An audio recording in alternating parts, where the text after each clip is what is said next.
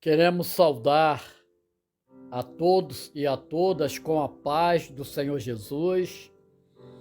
Eu sou o irmão Carlos, que pela graça do Senhor estamos na condição de pastor na ICPS, Igreja Cristã Projeto de Salvação, a qual está estabelecida na rua Prefeito Iago Valério, nas Oficinas Velhas, ao lado do Detran, em Barra do Piraí. Então, dando início à mensagem, que terá o título A Profecia se Cumprindo, Desperta tu que dormes. E para tal, vamos abrir as nossas Bíblias no Evangelho de Mateus, capítulo 24, nós vamos ler do versículo 1 até o 14. E eu leio: E quando Jesus ia saindo do templo, aproximaram-se dele os seus discípulos para lhe mostrarem a estrutura do templo. Jesus, porém, lhes disse: Não vedes tudo isto? Em verdade vos digo que não ficará pedra sobre pedra que não seja derribada. E estando assentado no Monte das Oliveiras, chegaram-se a ele os seus discípulos em particular, dizendo: Dize-nos quando serão essas coisas e que sinal haverá da tua vinda e do fim do mundo. Jesus respondendo, disse-lhes: Acautelai-vos, que ninguém vos engane, porque muitos virão em meu nome, dizendo: Eu sou o Cristo, e enganarão a muitos. E ouvireis de guerra e de rumores de guerras. Olhai, não vos assusteis, porque é mister que isso tudo aconteça, mas ainda não é o fim.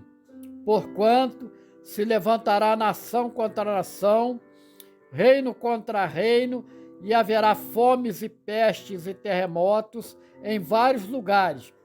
Mas todas essas coisas são o princípio das dores. Então vos hão de entregar para serdes atormentados, e matar-vos-ão, e sereis odiados de todas as gentes por causa do meu nome. Neste tempo, muitos serão escandalizados e trair-se-ão uns aos outros, e uns aos outros se aborrecerão. E surgirão muitos falsos profetas e enganarão a muitos. E por se multiplicar a iniquidade, o amor de muitos se esfriará. Mas aquele que perseverar até o fim será salvo.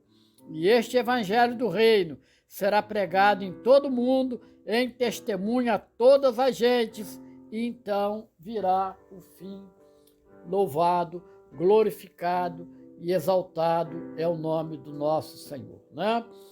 Mas vamos levantar uma breve oração pela bênção da palavra que foi lida, dizendo desta forma: Em nome do Senhor Jesus, nosso Deus, nosso Pai, prepara as nossas mentes, os nossos corações, para que venhamos a ter o entendimento desta mensagem e ela venha despertar em nós o olhar profético de tudo aquilo que tem acontecido nestes últimos tempos, apontando para aquele grande dia da volta do Senhor Jesus, e que nós venhamos, ó Pai, pela tua misericórdia, não pelos nossos méritos, a sermos encontrados na posição para ir ao encontro do Senhor Jesus. Assim nos abençoa, no nome precioso e poderoso do Senhor Jesus. Amém e amém. Graças a Deus. Pois bem, a verdade, ela liberta. E isto nos basta. Mas, meus amados irmãos e amadas irmãs, ouvintes, a palavra de Deus nos envolve dentro de um panorama profético. E na leitura que fizemos, o título é O Sermão Profético. E dentro deste contexto, nós vamos desenvolver esta mensagem. Inicialmente, nos deparamos com dois momentos ímpares na passagem lida. O primeiro momento, a palavra inicialmente fala para atentarmos aquilo que o Senhor Jesus, ao sair do templo, ele é abordado pelos seus discípulos, onde eles mostram a estrutura do templo. Então, eles vão receber em resposta do Senhor Jesus, não o que eles queriam ouvir, mas aquilo que era necessário. O nosso amado Salvador, ele fala com seus próximos. E nesta fala, os preconceitos são derrubados, senão vejamos toda a estrutura física suntuosa daquela construção, o templo, mas o que também se destaca é que a religiosidade que reinava naquelas práticas seriam brevemente substituídas por aquele que era o cumprimento da profecia de Gênesis 3,15, e que o homem na religiosidade havia ao longo dos séculos caído em mandamentos de homens e que não transcendia. E a resposta de Jesus é simplesmente algo profundo e maravilhoso. Quando ele diz: não vedes tudo isto? Em verdade vos digo que não ficará aqui pedra sobre pedra que não seja derribada. O olhar dos discípulos, meus amados irmãos, irmãs e ouvintes, estava voltada para o aspecto material e, por que não dizer, até para os rituais ali praticados, mas recebe uma palavra profética, cujo cumprimento dar-se-ia no ano 70, quando, após um cerco de Jerusalém pelo general romano Tito, o templo é queimado e tudo destruído, não ficando pedra sobre pedra. Profecia integralmente cumprida. E no segundo momento, voltamos para o texto.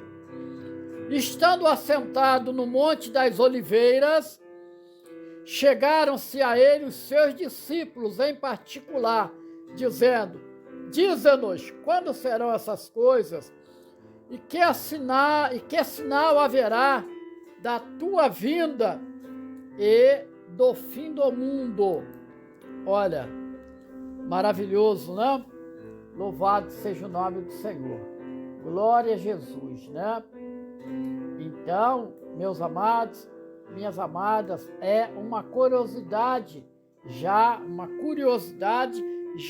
de longa data, há 2 milênios praticamente. E aqui aparece mais uma vez a palavra particular, com os seus. Então, mostrando que nós precisamos estarmos ligados no corpo, em plena comunhão com Jesus, para alcançar e conseguir um viver debaixo do profético. E como se expressa em Provérbios 29, 18, que eu leio: não havendo profecia, o povo se corrompe, mas o que guarda a lei, esse é bem-aventurado. Aleluia, glória a Deus, louvado seja o teu santo nome. Assim, meus amados e amadas, a profecia nos impulsiona a atitudes pautadas pela palavra. Ao ouvir a voz do Espírito Santo, ter intimidade com Deus Criador, possível graças ao novo nascimento. O corromper fala do pecado que destrói o corpo físico contaminado pelo falado pecado e que será substituído por um corpo glorificado. Aleluia! Então, guardar a lei fala de um cumprimento irrestrito em seguir o que dispõe as Sagradas Escrituras. E a preocupação dos discípulos, assim como a nossa, dentro de uma natural inquietação, é quando essas coisas irão ocorrer. Também a questão dos sinais da vinda de Jesus e do fim do mundo. E a resposta do Senhor Jesus foi e continua sendo: acautelai-vos, que ninguém vos engane. Meus amados, minhas amadas ouvintes, o que nos chama a atenção é acautelai-vos, nos levando a atitudes de fuga dos enganos. Precisamos adentrar na palavra e fazermos como os irmãos bereanos, isto é, examinar a palavra e verificar se o que está se pregando encontra-se acobertado à luz da palavra de Deus, oportunidade em que os falsos ensinos e doutrinas são completamente rejeitados. Assim, meu irmão, minha irmã, ouvintes, com tristeza, nós vemos que as igrejas se multiplicam no sentido de práticas divorciadas da palavra.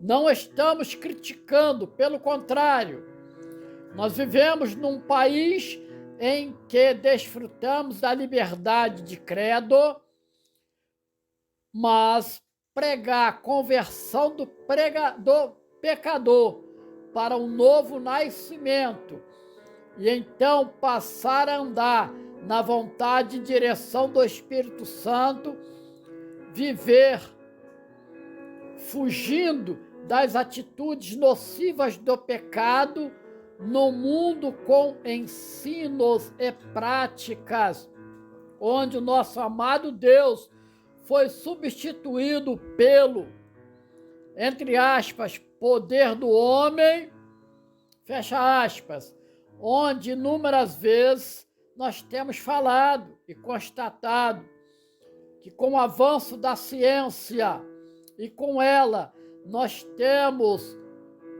a teoria do evolucionismo, a prática do humanismo, do materialismo e naturalismo, entre tantos outros ensinos, tudo isto afastando o homem do Deus Criador e, consequentemente, de uma vida direcionada pelo Espírito Santo, amoldada às Sagradas Escrituras, quando então o homem se reconhece pobre e necessitado do Deus vivo. Então, ele vai se dar conta de que a sua alma está sedenta do Deus vivo, eis que caminha num mundo que é deserto da bênção de Deus, que caminha maduro para o juízo, então ele vai se buscar alimentar das boas ideias, entretanto incapaz de saciar, pois só Deus, ele descedenta o homem. Louvado seja o nome do Senhor. Assim, meu irmão, minha irmã, ouvinte, há uma inquietude. Isso mesmo, uma inquietude, apontando para uma chamada desta última hora. Eis que o Senhor Jesus, ele profetiza a questão de guerras e rumores de guerra. E os apressados, naturalmente, logo vão questionar, dizendo: mas desde que o homem se multiplicou e espalhou-se na terra após dilúvio, o homem luta, guerreia, e nações contra nações. É verdade. É verdade. Mas pedimos para que você medite e pondere. As guerras na antiguidade tinham potencial de atingir pequenas porções da terra. Até mesmo quando maior, no exemplo de Alexandre o Grande, e toda a pujança do Império Romano, conquistador emérito. Mas nem de perto se compara com o mundo atual, onde a ameaça de uma guerra atômica, se levada a efeito, trará consequências catastróficas. E ao lado de toda esta ameaça, está se cumprindo integralmente a profecia do Senhor Jesus com relação à presença de falsos profetas. Alguns até apontando o dia, mês, ano e hora da volta de Jesus, oportunidade em que nem mesmo ele falou a respeito, porque ele disse que isto encontrava-se na vontade do Pai. Então, você ainda vai dizer, mas sempre houve falsos profetas em toda a história da igreja.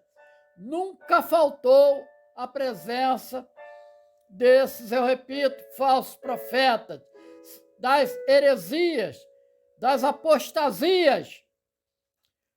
Mas, meu amado, minha amada, nunca faltou também um povo fiel, determinado, trazendo e levando um testemunho de heróis na fé. E isto precisa ser passado de geração em geração. E certamente, ao fazermos isto, nós seremos muito abençoados. Precisamos passar a mensagem do Evangelho para nossos filhos, nossos netos, e estes para seus filhos e netos, e assim sucessivamente. O Evangelho de Jesus, meu amado irmão, minha amada irmã, não é uma simples história de um Deus, de um povo, de um ser, uma teoria, algo abstrato, mas sim boas novas, uma boa notícia, um manual de vida eterna para alcançar um povo que teme, treme e adora ao seu amado Senhor e Salvador, o Senhor Jesus Cristo. Por derradeiro, não queremos adentrar em discussões teológicas, sejam as múltiplas correntes, calvinistas, arminianistas, entre outras, onde alguns defendem o entendimento, no caso, as igrejas denominadas reformadas, utilizam exatamente o Evangelho de Mateus, capítulo 24, dos versículos 6, 7 e 8, para mostrar que o aspecto profético da vinda do Senhor Jesus se assemelha a um parto, com as suas contrações. São todos aqueles eventos, os sinais, até o dia em que se cumprir a vinda do Senhor Jesus, quando se dará o nascimento do profético. Aleluia! Glória a Deus! Lindo, muito maravilhoso. Por sua vez, as igrejas da corrente dos denominados pentecostais, por sua vez, vem em Mateus 24, versículo 38 ao 40, como uma vinda repentina, um rapto, um arrebatamento, que com esta corrente, respeitando-se quem pensa o contrário, nós abraçamos, aguardando o tão sonhado dia da volta do Senhor Jesus, e cremos que neste momento, reformados e pentecostais estarão indo se encontrar com Jesus, o noivo, onde a igreja, a noiva, será como um corpo só, um só espírito. Amém? Glória a Deus, louvado seja o nome do Senhor. Assim, ao já encerrarmos esta mensagem, fica a orientação do Senhor Jesus, que encontra-se mencionada em Mateus 24, 13, que eu leio: mas aquele que perseverar até o fim será salvo. O nosso clamor ao Espírito Santo de Deus é: ajuda-nos, Senhor, na caminhada rumo à casa do Pai Celestial. Aleluia! Louvado seja o nome do nosso Deus. E nós queremos convidá-la a aceitar o Senhor Jesus como seu único e verdadeiro Salvador, firmar uma aliança com Ele e assim desfrutar da bênção da regeneração, passar a ter comunhão total com o Pai, com o Filho e com o Espírito Santo. E você que ouviu, receba esta mensagem, faça uma construção de propósito e, por fim, aplique a sua vida, que é estar com e em Jesus, e seja bem-aventurado. Lembrando, a profecia se cumprindo. Desperta, tu que dormes. Que o Senhor nos abençoe. Louvado seja o nome do Senhor.